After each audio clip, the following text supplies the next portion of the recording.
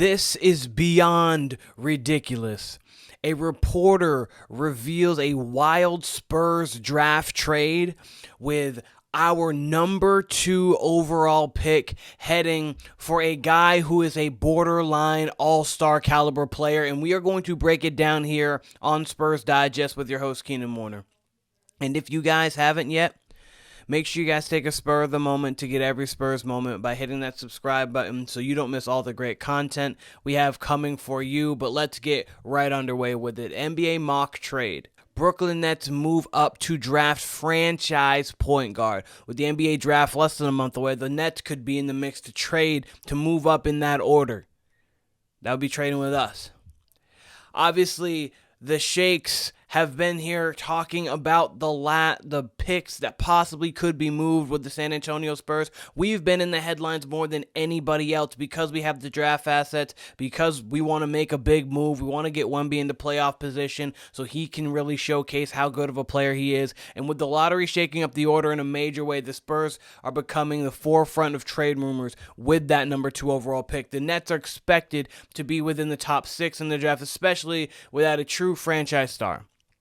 Cam Thomas, solid 24-25 season, suffered issues, restricted free agent this offseason, but with the Spurs potentially in the market for a win-now move, that strays away from drafting and developing another young prospect. Of course, we have Stephon Castle, who just won Rookie of the Year, Wemby, who won Rookie of the Year before that. We know what Wemby is. He's a supernova. We've got ourselves a guy who can star. We traded for De'Aaron Fox. We're already pushing forward as an organization. The Nets could swoop in on that deal. The Nets want possibly to look to see, hey, can they go get a future star in Dylan Harper and us get something very special in return? The trade that they were proposing is this.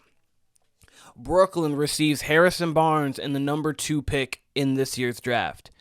We get Cam Johnson, the number 8th pick, the 19th pick, the 27th first-round pick, or 27 first-round pick from the Knicks, which actually could be a decent pick. So that essentially would give us the 8th pick, the 14th pick, and the 19th pick in this year's draft, plus giving us a guy in Cam Johnson who can put up numbers. So Cam Johnson, last season, he was 18.8 points per game, 4.3 rebounds, 3.4 assists, shot 47.5% from the floor and 39 from 3, and this was on not always clean looks and high volume because he was one of the best offensive players for the Nets last season. In comparison, for the guy that we would be losing, that is Harrison Barnes. And Harrison Barnes last year, 12 points, 4 rebounds, 2 assists, 51% from the floor, 43% from 3. Shoots 47, close to 48% from the corner in threes, and 98% of his threes were assisted last year. Okay, so with this win-now move, essentially your starting 5 goes to being this. Stephon Castle, De'Aaron Fox is your guard tandem in the backcourt, Cam Johnson, Jeremy Sochan, and Victor Wembanyama at your 5. And then off the bench, you've got players like Keldon Johnson. You've got to figure out what you're doing with Vassell in this, because Vassell is always the piece now that's just going to be that odd fit because we have the guard depth. In this case, you wouldn't necessarily have to trade him because you could go the 3 bigger wing guards on the outside, so he could still fit. He could be in that starting lineup. Instead of Sochan, you have Cam Johnson at the 4. It's a smaller team that doesn't have the interior defense, but you have things to play with. So in theory, this trade makes sense because Cam Johnson does get to fit with this roster perfectly, and he would fit perfectly with our roster with what he brings to the table. But this number 2 pick is going to be better than Cam Johnson. And theoretically, you could get multiple players from 8, 14, and 19. We're going to get into that here in a moment. But with just the prospect and how good Dylan Harper can be, you can't just give that up. And I understand you're not just giving it up. You're getting a lot in return. And you could make moves in the draft with those other picks to actually get adequate compensation. But with how good Dylan Harper is, I'm not trading Dylan Harper unless it's a star to superstar attached to him. He's the consensus number 2 pick in this year's draft. The Nets would get an ultimate franchise point guard. We don't want them to, like, if they're going to get an ultimate franchise level caliber player, we don't want that. And then the Spurs, while obviously we're in win now, we upgrade to form of Johnson. So for this year, we probably would be a better team for this specific season. Moving forward, I don't love it.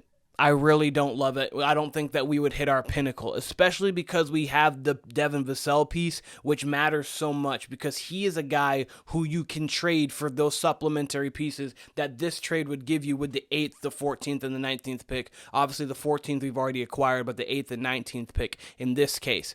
But it says it would be hard to fit in a 6'6" point guard with Fox and Wemby at the helm. It would not be. It really would not be. And the thing about it is that people aren't paying attention, if they think that is the case, is that all of these players know how to play off the ball while being on ball. Stephon Castle last year was off the ball. He can play on ball, though, if he needs to. De'Aaron Fox had a point forward in Sabonis. Sabonis ran the offense a lot of the time there in Sacramento. De'Aaron Fox had to learn how to play off ball. Malik Monk would sometimes bring up the ball. He learned how to play off ball. Dylan Harper, he shot very well at Rutgers last season from the three-point line off ball.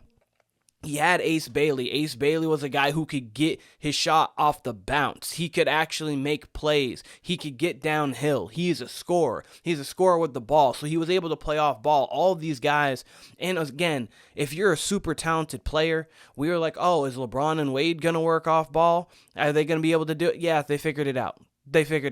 Like, if you're really good and you're a really talented player, you can learn how to play without the ball. You just genuinely can learn how to play without the ball. The thing that would be interesting, though, in this case would be, here's 6 to about 23 on the NBA draft.net, their big board. So, obviously, this is not how the draft goes of just, best player goes to the best team. Like, in that kind of sense, you obviously have to draft towards fit. But at 8, could we get someone maybe like Trey Johnson if he does fall, depending on what these other teams want? Sure, we could get Rasheer Fleming. We could get Thomas Sorber. We could go get Nick Clifford. So we could get a combination of Trey Johnson, or we'll just say Noah Song. Rasheer Fleming, Nick Clifford, and then maybe if we went on, we could get like a Will Riley, Noah Penda, like guys like that. That's what we could get at the 8, 14, and 19. And that would be really good if we didn't trade for De'Aaron Fox. If we didn't have if we were just looking to be a young team like the Brooklyn Nets, a young team who just wants to develop players and get a lot of cool picks. That would be a really good thing for them. For us, we're in win now mode. And you want to know what? Dylan Harper can be a win now player. That is just a fact of the matter. He is a very talented basketball player, and I think he can come in and make an instant impact. He's rookie of the year material, even with Cooper Flag. Obviously, I think Cooper's going to probably win it, especially with Anthony Davis there, not really having Kyrie with the ACL, so Cooper probably could win it and should win it. But Harper is going to be in that conversation depending on what his role is with the San Antonio Spurs. I don't see why starting him, Castle, and Fox every night wouldn't get the job done. But let me know in the comments, do you guys think that trading Dylan Harper and getting Cam Johnson, a guy who's a proven shooter, a proven scorer, and has played high-level basketball in high-leverage moments,